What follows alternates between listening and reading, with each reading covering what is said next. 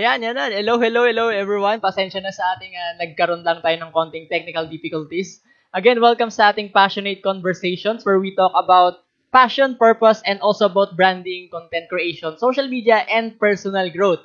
Again, my name is Kuya Lad and I am your host for tonight. And ngayon is an exciting topic because we will be talking about how to become an effective leader. Sorry nawala tayo kanina, no? So again, if you're a leader, if you're leading a team, kindly comment, I'm a leader.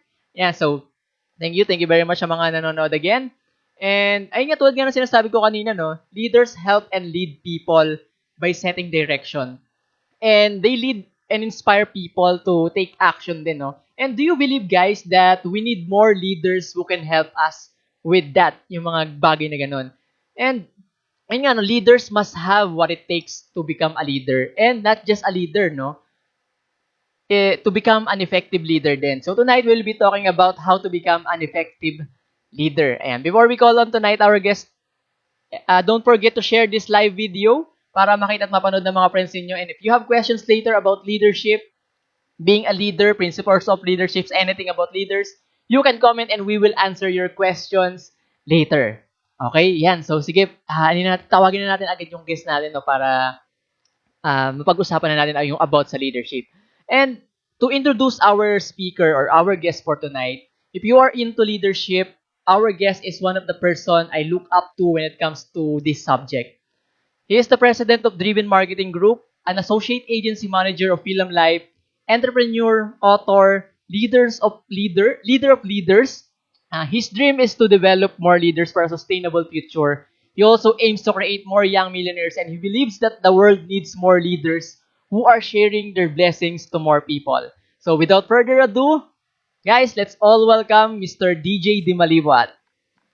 Hello guys! Hello. Good evening lahat. Good evening. Good Kamusta evening. kayo dyan, mga passionate creators? Thank you for inviting me dito sa Passionate Conversations. Yan, sa podcast ninyo. And of course, Facebook Live. And I honor people who are watching here. Diba? You could have been doing something, diba? Pwedeng kumakain na or nagluluto, ganyan, nagpapahinga. But you are tuned in whether you're watching this live or recorded. So thank you. Yeah, so thank you rin Sir DJ no for accepting yung invitation namin for you to become a guest tonight. Yeah, Ayan. wala ka naman, lad. Ayan. So kanina nabanggit ko no dun sa introduction natin, you're into real estate, you're also a financial advisor, you're a associate agency manager. Tsaka dahil mong ginagawa ngayon sir no. Pero we just wanted to know no, can you tell us the story how you get into leadership? In the leadership business. So that's an interesting story. When I was still in college, of course, I really wanted to learn about business. And then, yun nga, sa entrepreneurship class namin, we had an elective no in Adamson na our professor asked us to read a book. So, syempre, one of the books na pinabasa is Rich Dad, Poor Dad, di ba? So, according doon, syempre, yun nga, aside from the na-share niya yung passion about real estate ni Robert Kiyosaki, really about the importance of taking charge of your own life by having your own business. And another thing that really struck me is really leveraging yourself, meaning multiplying yourself through other people. Diba? Kung ako lang mag-isa yung gagawa, nakakapagod yun. Diba? Kung ako lang ako. But if I have other people with me, during the times na may iba akong ginagawa or wala akong ginagawa, I can still make money and probably grow my empire. So doon nag-start yung journey in terms of my interest being a leader. So of course, hindi naman naging leader ako agad, di ba? Like everyone. I tried different businesses, nagbenta, ganyan. But I chanced upon a network marketing opportunity.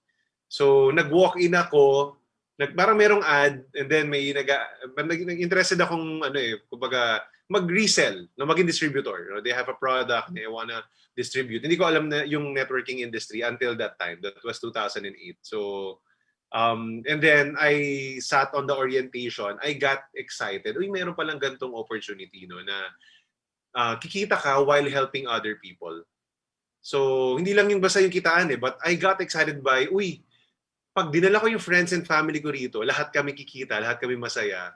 Parang gusto ko noon, di ba? I love to make money, but also with the people I love and care about. So dun ako na-excite dun sa idea na yun. And of course, having the idea of not doing it by myself all the time. So yun, doon na ako nag-explore na when I went into real estate, hindi ako forever naging salesperson. After 1.5 years of selling, we started our own company, yung Driven, ganoong 2010.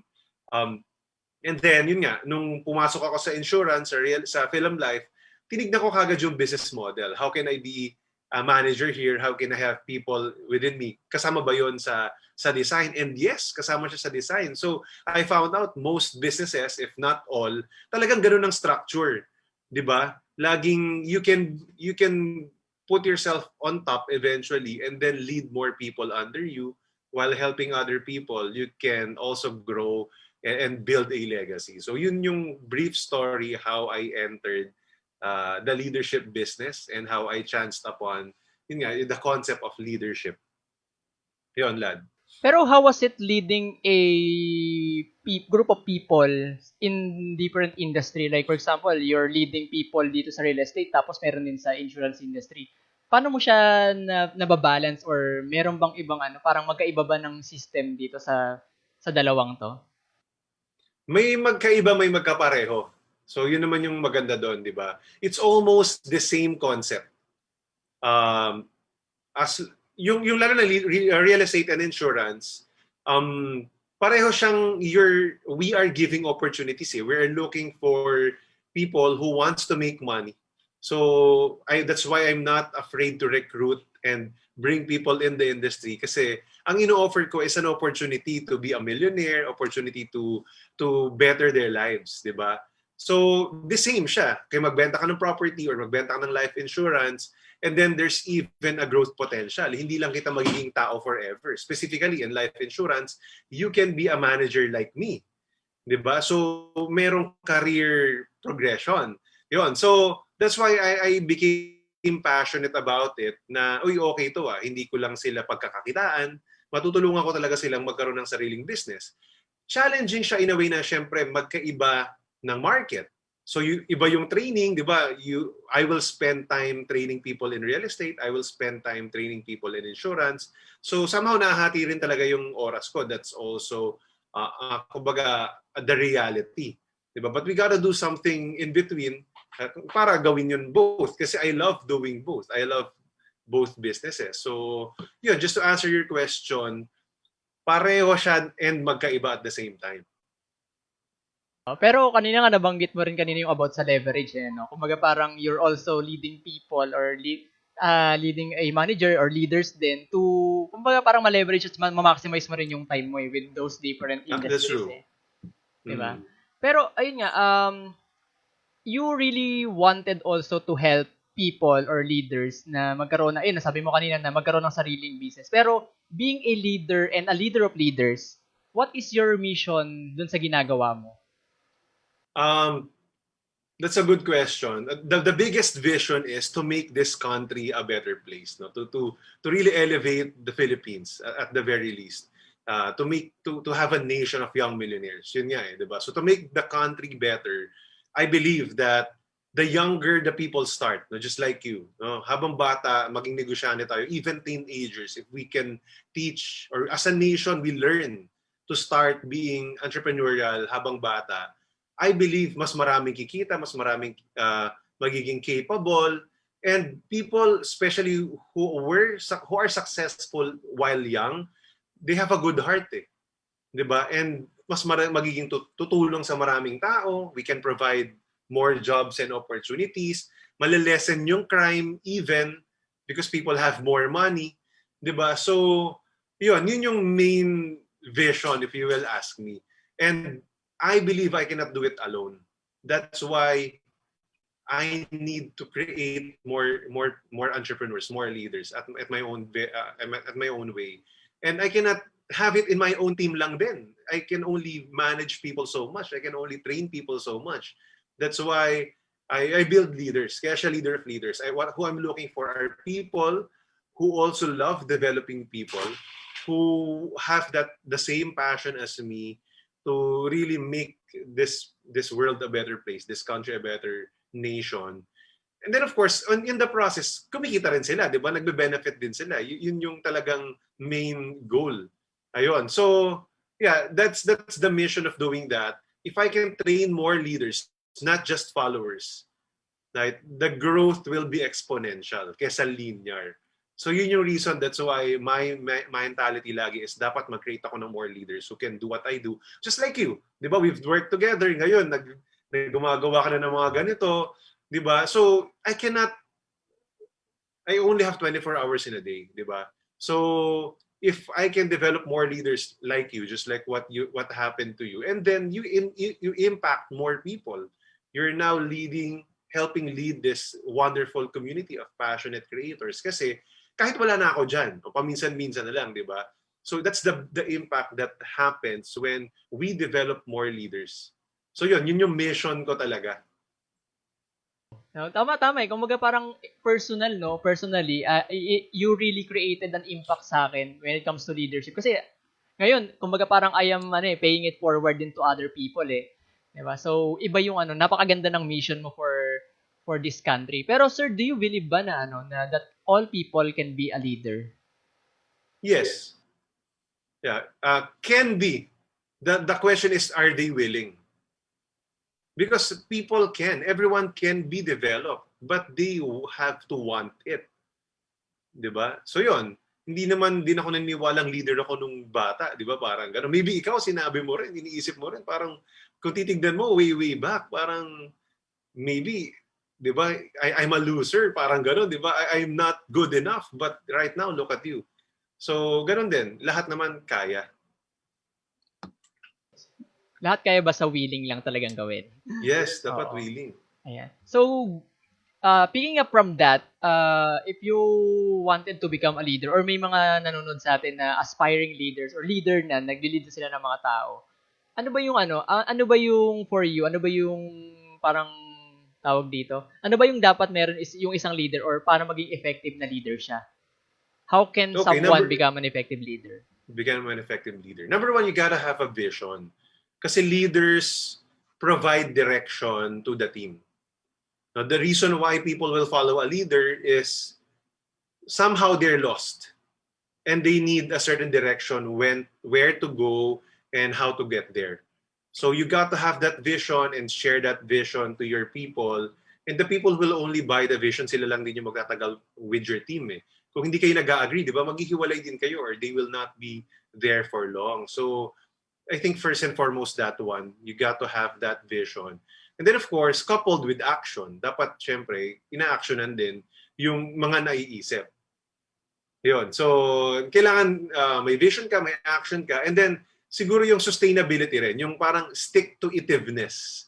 Diba? That, hindi naman pwedeng puro vision lang, tapos pag nahihirapan, palit ka na naman.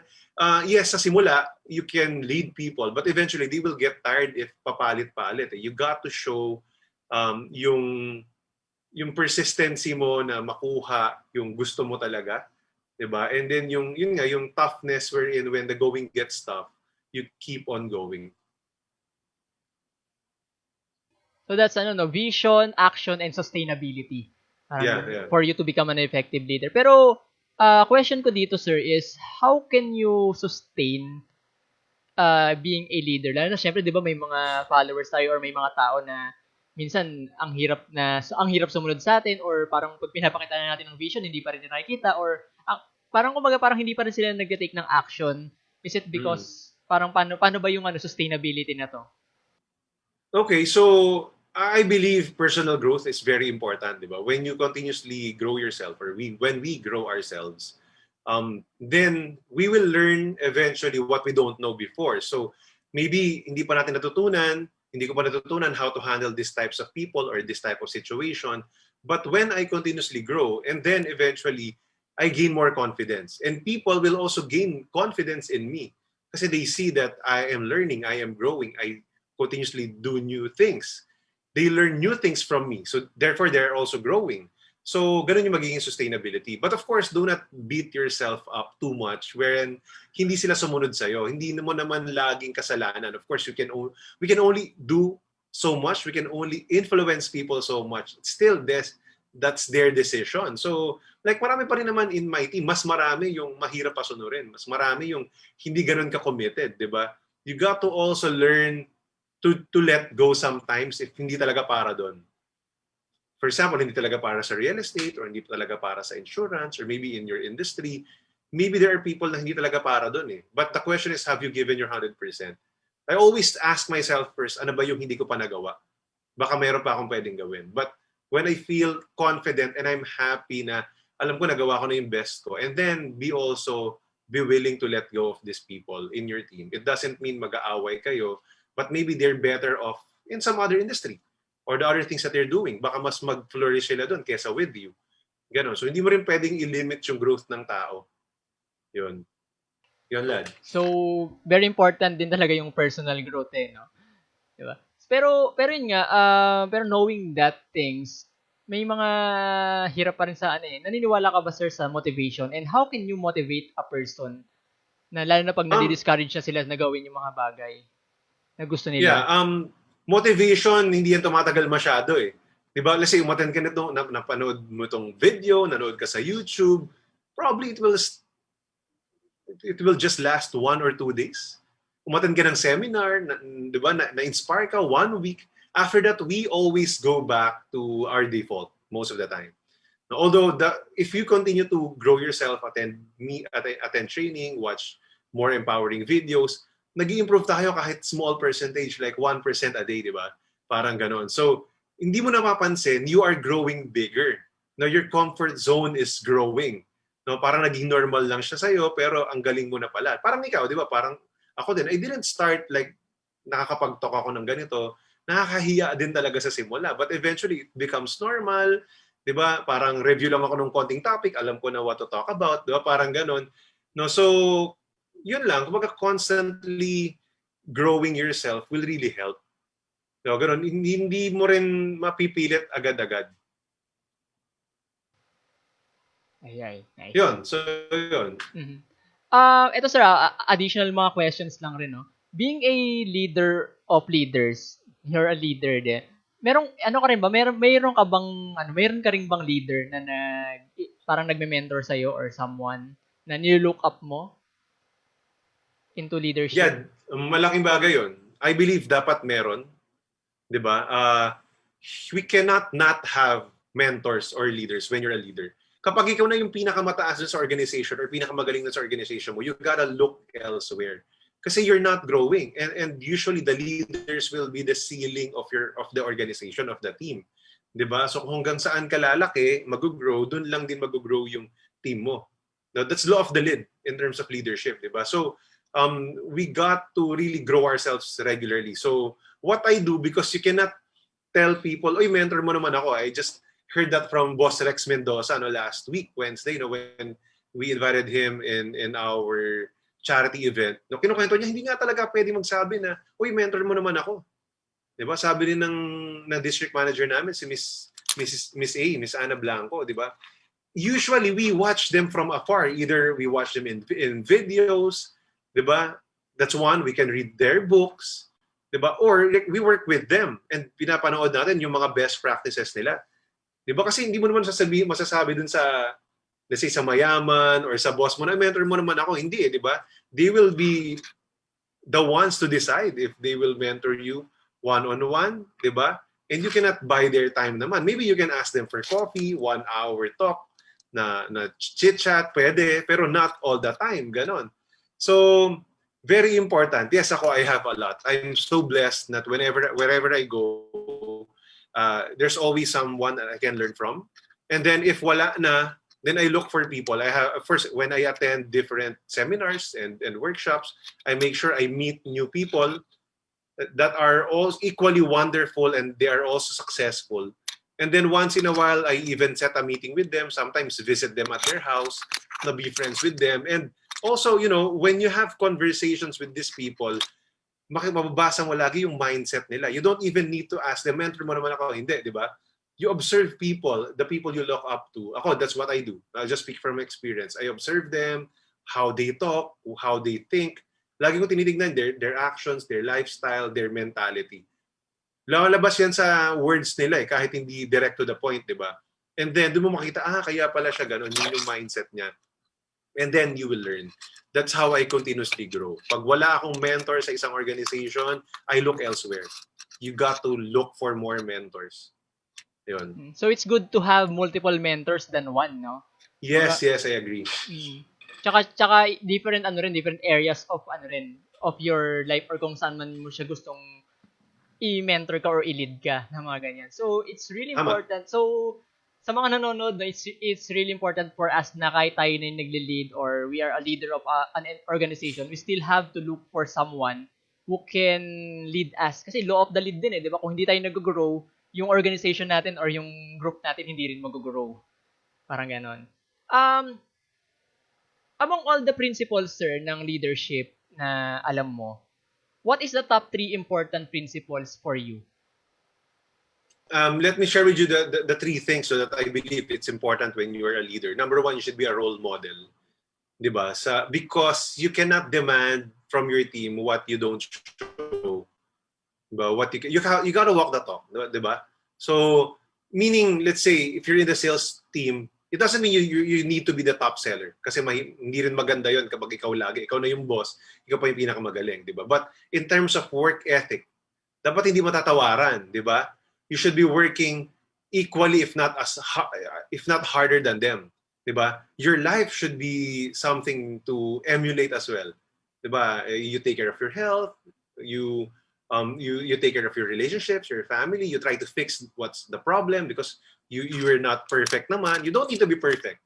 Ibig sabihin ko lang, you constantly be aware of that. Yun. And then, of course, your business constantly growing. You should be growing. When you're asking them to attend training, you should also show up. Parang ganon. So, being a role model is, I think, one of the most important thing. Again, you don't need to be a model exactly dun sa papagawa mo sa kanila. But in terms of the feeling, diba? The hard work, no? In other areas. Yun nga. Kasi you cannot demand, like being on time nga, you cannot demand people to be on time if you are late. Right? So you got to always be on time. So for you to demand and ask people to be on time. Parang ganon. You cannot demand people to reply in your posts, in your Facebook groups, and in your texts. If you as well, you don't reply and you don't comment to their posts or to other people's posts. Something like that. No? So, kasi para pag nag-training ka, ni-remind mo sila, it comes from the heart kasi ikaw mismo ginagawa mo. That's the first thing. Maybe number 2 is you got to believe in people. Meaning, as a leader, you got to delegate it. So there are times na maybe there are activities and actions that you do best. Alam mong ikaw yung best doon. But if you want to also do other things that, grow up as well as a leader, grow your skills, you got to somehow delegate other things to your subordinates or to your team. Diba? One example ko dyan in training, diba? I believe I am good in training. Ito yung gusto kong way of delivery. Ito yung topic, ito dapat yung delivery. But during the time, hindi ko yan mabitawan. Diba? Kasi masyado akong kailangan quality, ganyan, o attached sa quality. But eventually, we have to because these people, yes, they might not be able to deliver it the way I deliver it, but they will also bring new things in the table na hindi ko madadala. Diba? So, mag-grow lalo yung module, for example, and then probably it can grow better. Of course, kailangan babantayan mo. Hindi naman porke sinabi mo, gawin mo to. Tapos hindi nagawa, magagalit ka na, mag-frustrate ka na. Hindi. Dapat, before mo siya completely bitawan, diba, there's the mentoring part wherein, first I do it, you watch. Next, we do it together. And then you do it, I watch para bigyan ko ng feedback. Then pag okay na, kaya niya nang gawin. And then, may karapatan ka ng iwanan siya. Something like that. No? So, we gotta believe in the skills of people because everyone is better than us in other aspects. That's what I always believe. No one is inferior to me. Because naniniwala ako na ikaw, each and everyone around me, whatever the status in life, they are better than me in some aspects. Whether sa health, mas masipag sila, healthy sila kumain, ako hindi, 'di ba? O 'di ba, pwedeng ganoon happy yung family nila, mas may time sila sa family nila. Ako happy yung family ko, kaya lang ang busy ko sa work, parang ganoon. Whatever, they are very good dad hands-on sila or they're very good mom. I don't know. It's not just all about business. So meaning that's really so much respect to people. There should be. No, because and when you do that, then you will be easy. It will be easier for you to trust them as well. Diba? So for me, that's it. You gotta believe in people because there's so much goodness in people. Kaya lang, sometimes we're so attached to our way. Diba? My way is the only way. Hindi ganun. No, we got to grow na may matututunan ako sa'yo. Sige nga, let me show. And this is the way I want it done. Turo ko sa'yo. Diba? Kailangan ganun eh. Hindi naman pwedeng, sige, yan. Tapos dapat perfect ka na. Hindi eh. It takes time. No? So doon nagkakaroon ng maraming challenge yung maraming leaders. And I'm able to share this because ganun din ako. No, unti-unti ko lang siya na-realize na okay, if I expect people to do good, my subordinates to do good, dapat i-train ko sila well. 'Di ba? Ayun. Then siguro so those are the two things, no? And third probably ano ba?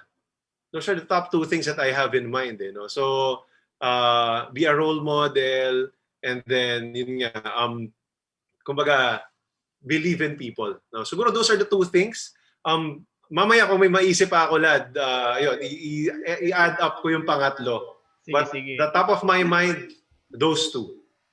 Yeah. So ayun, ang ganda nga rin nung sa sinabi mo na sa yung sa una sa role model, being a role model. That's one principle, no. You have to walk the talk and walk equally. Dun sa hindi naman ibig sabihin din na kailangan ikaw lang magaling sa lahat or pero there is parang yung meron kang pinaparamdam or pinapa-feel dun sa mga tao na na ginagawa mo rin yung part mo and equally. Then yung sa believe in people ako, hirap na hirap din talaga ako dito, sir. I think, alam mo to nung nagwo-work pa ako sa Driven before na hirap ako mag-delegate ng task kasi gusto ko nga yung quality is kumbaga parang yung my way is the only way. Parang ganun lang iniisip ko. So, medyo ang hirap mag-delegate. Sabi nga dito ni Mika, mahirap mag-delegate pero pag na-train mo na sila, nakaka-proud. Yun naman pala yun yung tama na hindi ko rin na dati. Kala ko pag sinabing delegate lang pero walang training or walang parang mentoring part. Okay, ganito mo siya gagawin. That's where we miss it kahit ako. Nakakalimutan ko rin siya, lad. Madali sabihin sa training. Pero in reality, mahirap siya talaga. But that's the answer talaga. Dapat wag mo silang pabayaan agad. Ang kwento nga ni Rex dyan, pag may bago kang team member, hindi pwedeng itapon mo sila sa swimming pool tapos palanguin mo kaagad. 'Di ba? Hindi ganoon eh. So dapat turuan mo hanggang sa marunong na sila, tsaka mo sila pwedeng bitawan. 'Yun. Yes. So talaga? Sorry for cutting you, no? Talagang mention. Okay lang, sir. So talaga parang mentoring and you train them talaga before delegating Pero it's important talaga to trust people and para ma-leverage din yung time mo eh. You can also do something different, 'di ba? Kung na-delegate mo na yung task na ipapagawa mo. Gusto ko lang malaman, sir, syempre alam ko na rin naman, pero para rin sa iba rin, what is your yung leadership style? Medyo iba question na. Ano yung leadership style mo ba pagdating sa mga sa mga tao? So, kanina lang kakwento ko yung best friend ko si Otelo. Sabi niya, DJ, you're really more of a generalist. You got to learn how to be a specialist more, no? So, yun kasi talaga yung leadership style ko. I try to set up a system that everyone can fit in. Yun yung best, no? So, I try to set a system para tumatakbo siya on its own. The challenge is, siguro, yun yung main pitfall of me handling too many things. Hindi ko mabigyan ng time yung specialization. Like, I train these people. Iba yung treatment ko sa ganitong department, or sa ganitong team, no, sa ganitong types of people. Siguro yun pa yung growth area ko because it needs time, di ba? When I try to develop and grow a certain people or a certain group of people, kailangan ng specialization. Actually, dun pa ako nagme-miss. Hindi ko siya weakness because I know I can train, but the problem is my commitment to time. Masyado na I'm spread too thin. No? That's the main challenge. So, to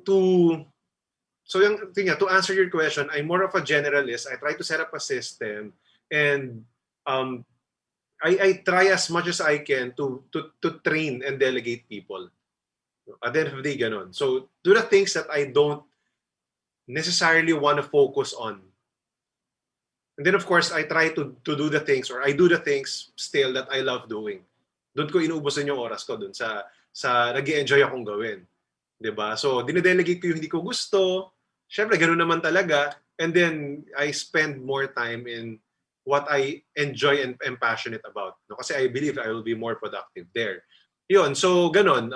I set up the system. I think of systems that can work.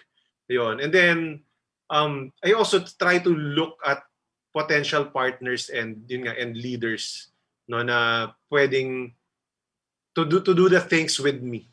Kasi nga alam ko hindi ko kayang gawin mag-isa. I usually work with a team rather than doing it alone. Especially when there's a big project. Ayun. So yun, those are the things. But usually I also experience things first before I can delegate it. Di ba?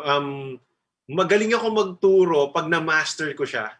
So I can teach it really well. Pero during the time na hindi ko masyadong master, sometimes I'm also having a hard time to train. No, or to trust people na sige ganito kasi hindi ko siya mai-transfer pa yung vision ko. Yun naman yung medyo weakness ko minsan, 'di ba, na okay ito yung gagawin, o sige i-execute nyo. Yun. So for me yun yung main strength ko na ginagawa, setting up a system para people can work around the system. Yun yung isa sa mga favorite ko, 'di ba? Gawan siya ng sistema para kahit wala ako, kikilo sila. Ganun. And then I focus on what I do best. And then when I'm ready to leave that and do other things, and then tsaka ko na siya ituturo. Yun. Isa yun sa mga nakuha ko rin sa'yo, sir, yung sa paggawa ng system eh. So, super important din for me ngayon na when you create a system, parang maglalagay ka na lang rin ng mga tao to work on that system. Then, parang ano siya, drag and drop na ang dali, parang template. Pero syempre, ang dali niya lang gamitin. Nabanggit mo about sa yung handling people. May question dito. Gusto ko rin nung maganda yung question. Do you incorporate strengths in team management? Kasi kanina pinag-uusapan natin yung about sa strengths, yung sa Gallup, No, di ba kanina? Yung mga tao kasi dito sa passionate creators, they are, kumbaga parang isa na sa language namin yung strengths eh. Kasi we are a fan of using our strength sa mga ginagawa natin. Pero with your leadership or pag nag-handle ka ng tao, pag nagde-delegate ka ba ng mga work or nagmamanage ng tao, parang consider mo rin yung mga strength nila? Dapat. Kasi nga, di ba, doon sila mas magpa-flourish eh. So, let's say, when I have a few members at my disposal, syempre ilalagay mo sila doon saan sila magaling. Yun talaga yung best use of the resources, di ba? So, kung saan sila magaling, doon talaga ilalagay. Although, there are times na, syempre, lalo na kanyari, you have employees, so we have employees. May mga times na wala talaga masyadong strength na para dito, pero walang choice, siya yung ilalagay mo, de-develop mo siya. Ganon. Yun yung, kasi na-develop din naman, but of course, it will take time. Ganon. So, yeah, when you ask about strengths, important talaga that we maximize our strengths. It's easier. Nabasa ko to kay David Koch sa 80-20 rule, sa 80-20 lifestyle. Nakalimutan ko yung book niya eh. Kung ano yung pangalan. Basta it's something about 80-20 that when you focus and grow your strengths, ang ceiling mo, Olympian. Pag dinevelop mo yung weakness mo, mediocre lang yung ceiling mo eh.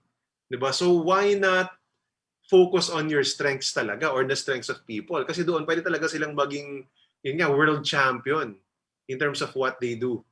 'Di ba? Kesa pagalingin mo yung weakness mo, wala eh. Hindi weakness mo nga yun eh. Why spend time there? No? So the CEO way is delegate and outsource. Kasi it will take so much time, and time is money as well. No, so kung kesa ako yung magpagaling dyan, hindi, I'll just outsource that. Iba na lang gumawa. Ganon. So, yeah, yun yung, of course, iba nga talaga kapag limited yung resources. For example, like with Driven, we have a certain staff, nagbago kami ng negosyo ngayon. Di ba, napunta kami sa logistics, hindi naman nagbago, nagdagdag. You gotta put muna yung mga tao na available and train them in this certain field. Ganon. So, iba rin naman yun. Di ba? Siyempre, pipili ka ng best fit. So, strengths pa rin. Titignan mo pa rin yung strengths nila. Hindi naman pwedeng yung nasa accounting, ilagay ko sa marketing. Di ba? Kung pwede namang may ibang option. So, yes, just to answer that, I consider the strengths. For that, ang ganda. Tama. Tama naman, di ba? Kumbaga parang use your strengths para dun mas magawa mo yung mga gusto mong gawin. Sabi ni Mika ulit, way back nung nag-work pa po ako sa corporate, na-force akong mag-delegate kasi the whole team are new to the thing. Even me, hindi buo ang grasp ko. At ang saya na yung na-train ko na pumalit sa akin, naging best department sila. Kahit hindi na ako kasali doon, legit ang saya po. Wow. So, Yeah. ganda nun. So, talagang it's really about trusting people yung dito sa sinabi ni Mika So, going back dun sa parang delegation. Diba? And Yeah. last thing na lang, sir, no? What advice would you give to people na gustong maging leader? Or may mga nililid ng tao? Yeah, so again, babalik tayo dun sa vision mo. Ano yung purpose why you're leading this team? No, at saan mo gustong pumunta? You gotta have clarity. So make sure that you're clear what you want to achieve and what you want to create. Because kasama rin dun yung delegation. 'Di ba? For example, you're torn between doing two things. Tapos um, hindi mo maiwan yung isa, pero you need to do this because dito ka mas kailangan. 'Di ba? When you're clear of the outcome you want to achieve, you want to get, and then you can decide na o sige na nga, i-delegate ko na to kahit masakit sa puso ko na baka mas mababa ng konti yung quality. At first. Of course, hindi acceptable na forever mababa yung quality, di ba? Ayun. So, kasi kailangan ako nito, walang ibang gagawa kundi ako eh. Hindi naman pwedeng ikaw gumawa lahat, nakakapagod. Di ba? You got to also respect yourself. So very important yung clarity. When you're clear, clarity gives conviction. No, so when you're clear with what you want to achieve, then all the other things will follow. Your decision will depend on that. If you're not clear why you're in that certain position, why are you in that company, in that team, or in that business, you will perish. Sabi nga ng Bible, people perish without a vision. So, sobrang important yung vision, saan mo gustong pumunta, anong gusto mong ma-achieve. Kasi that will give you direction with the decisions that you will make. No? So, in all aspects of life, diba? Delegation, training ng tao, because we only have 24 hours a day. At the end of the day, you gotta choose where to spend your time, in which activities you spend your time, and dali mo yung time na yon to the most crucial activities. Yung, kumbaga, pinakamalaki yung kita or profit, pinakamalaki yung potential return mo na, or ng team nyo, di ba? Pinakamalaki yung impact. Kasi ikaw yung leader, supposedly, I am expecting ikaw yung pinaka-important, di ba? So yun, so doon ka ilagay doon sa crucial, sa most crucial activity, and then try to delegate the rest. Yun. So, have a clear vision, clear purpose of what you're doing, and then, kumbaga, translate it to your team. No? Kumbaga, make them buy into the vision. Kailangan naiintindihan nila. And over-communication is still better than under-communication. That's one of the things that I learned. And I'm continuously learning. Sometimes tamad din ako mag-over-communicate, baka paulit-ulit. Ganyan. But better pa rin to communicate regularly because people don't grasp it the first time. That's the pitfall of leaders and of people. Pag sinabi ko sa'yo one time, hindi mo sunod, nakabibisit na ako. Parang ganun, di ba? Hindi dapat ganun. I mean, yung pagkakaintindi mo, yung comprehension mo with what you want, iba sa comprehension level nung subordinate mo or even nung friend mo, nung kapatid mo ng asawa mo. You cannot expect that what you're thinking, the same ng thinking nila eh. That's where people clash. Sinabi ko na sa'yo, tapos, di ba, you got to over-communicate paulit-ulit. Kasi iba yung values niya sa values mo. Until such time that you work together, eventually mag-sync na. Bihira kasi yun, di ba? Magsisync na kagad kahit hindi kayo mag-usap. Bihira yun eh. Ang mas reality is you have to constantly remind them of why you're doing such thing. So yun lang bro, yun. So clarity and then communication.